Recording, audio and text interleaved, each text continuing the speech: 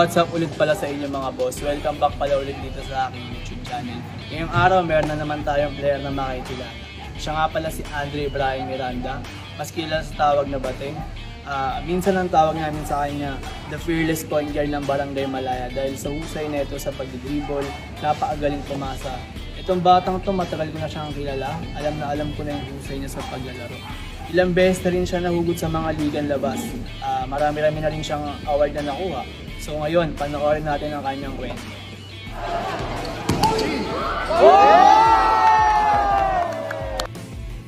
Hello mga kabosnat, ako nga pala si Andre Brian Miranda, 19 years old, 5'7" ang height ko.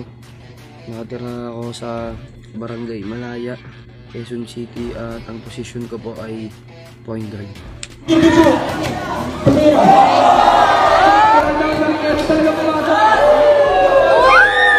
Rugis nakawala. Unang beses po ako natutunan maglaro nung 9 years old po ako. Nanonood lang po ako dito nun sa mga naglalaro sa court namin, tapos ayun, naglaro-laro na po ako nun. Nagustuhan ko na po yung basketball. Wala naman po nagturo sa akin, kakanood lang po talaga. Kaya po natuto ako. Tapos yung unang liga ko pong sinalihan, dito rin po yun sa lugar namin, SK League po. Umabot po kami nun hanggang semifinals. Kaso hanggang semis lang po yun.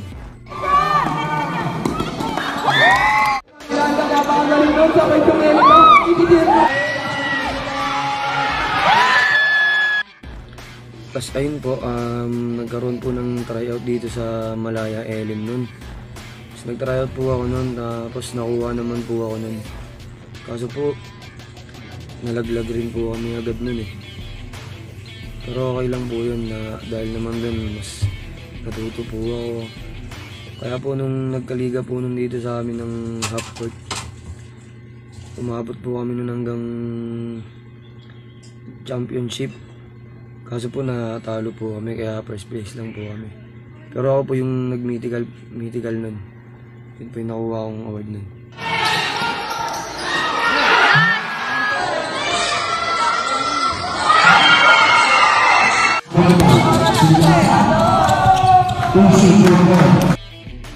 Tapos nag-high school naman po ako sa Quirino.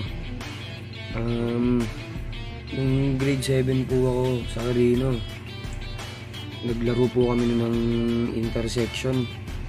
Tapos kami po yung nag-champion, kaya nakakuha po kami ng trophy tsaka mga medal. Tapos nung nag-aliga po dun dito sa amin ulit ng SK League, lumaban po kami nun, tapos natalo po kami nun ng finals. Tapos umiyak po ako nun, kaya sobrang parang gusto ko na po huminto nun sa basketball.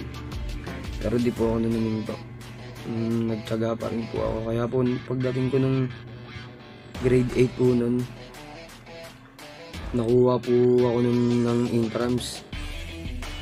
Tapos nilabanan po namin yung grade 9, grade 10.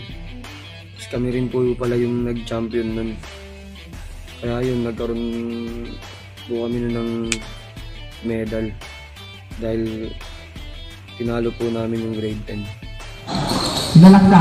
Lugo na nila. Kumuha na 3. Kaya yun po, pag dating ko po nung grade 9, doon na po ako sumubok nung mag-tryout sa school na pinapasukan ko. Tapos mga ilang araw po, ayun, nakuha naman po ako nun. Naging player po ako ng Quirino. Tapos umabot po kami nun hanggang district meet. Yun po, doon po kami nalaglag sa district meet. Tinalo po kami nun ng district 1 tsaka district 4.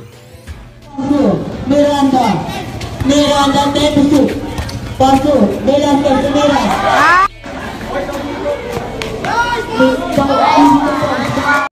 Tapos ayun po, nagkaroon po na ng pandemic ng grade 9 ako. Kaya po sayang kasi may ilang years pa po sana ako nun para maglaro sa high school. Kaso yun nga po, nagka-pandemic. Pero nung bumalik naman po yung basketball nun, naglaro-laro na rin po ako agad nun. Tapos dumayo-dayo po kami. Tapos nag-training po ako nun. Kaya po sobrang nagtithank you rin po kay Coach Axel. Kasi dahil po sa kanya kaya bumalik po ako sa condition. Tsaka marami po ako natutunan. Kaya thank you po sobra Coach Axel.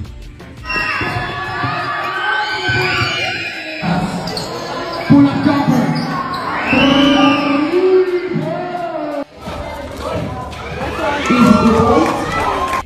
Ang pag-graduate ko po ng high school, nag-senior high po ako sa Electron. Tapos ayun po, nakapaglaro po ulit ako din ng intersection. Tapos po nun, nagkaliga po nun dito sa amin ng SK League. Tapos umabot po kami hanggang finals. Tapos ayun po, kami po yung nag-champion. Tapos nakakuha pa po ako ng bonus na finals MVP.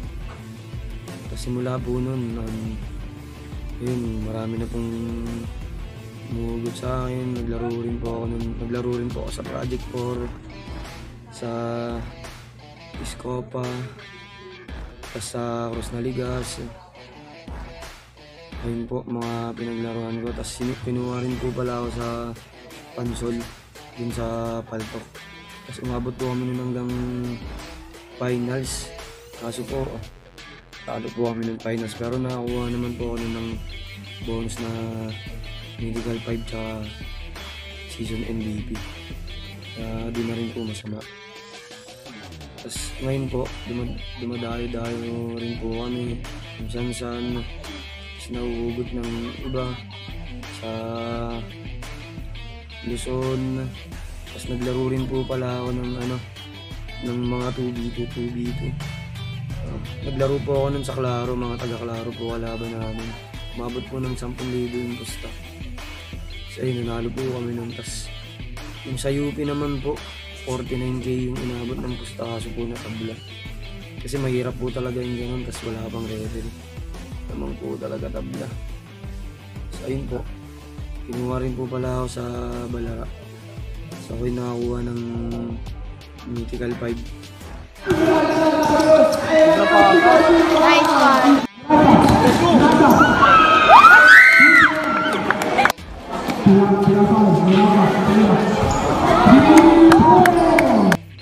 Tsaka thank you rin po pala kay Lord kasi hindi naman po ako na injury ng malala. Puro tapilok lang po yung mawawa akong injury. Tapos ayun po, syempre po ang inspiration ko po sa paglalaro ko ng basketball, yung pamilya ko, lalo na yung girlfriend ko. Syempre siya po yung nagbibigay sa akin ng lakas. Ayun. Tapos yung inspirasyon ko po sa PBA talaga po. Yung bata ko kaya po nagustuhan yung basketball. Si Mark Baroka po. Tapos si Terence Romeo. Tapos sa NBA naman po si Kyrie Irving tsaka si Darius Garland. Shot clock. Nice one! 2-point shot clock. 2-point shot. Tapos sumali rin po kami ng liga sa San Vicente. Sumabot po kami hanggang semifinals. Tapos tinalo po kami nun. Tapos naglaro rin po ako nun sa Muñoz, sa Marikina. Yun po yung mga pinaglaruan ko nun.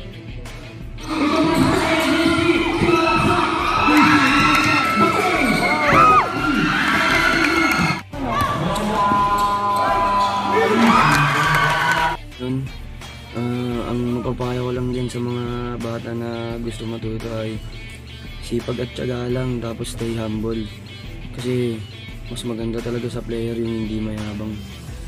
Kaya yun, huwag kayong magiging mayabang kahit ano pang marating nyo, kahit sobrang galing nyo na. At salamat pala sa lahat ng mga naging kampi ko. Tapos thank you rin kay Boss Nat TV kasi pinutured niya ako dito kahit hindi naman ako ganun kalakas. Thank you, Boss Nat. So ay napanood na po natin ang kwentong basketball ni Bateng Miranda. Sana na-inspire kayo sa kanyang kwentong basketball. Kung gusto nyo rin ma-featured sa aking YouTube channel, huwag nyo kalimutan na i-subscribe ang aking YouTube. Siyempre, i-like at i-follow nyo na rin po ang aking page. Ilan po, maraming salamat sa inyo.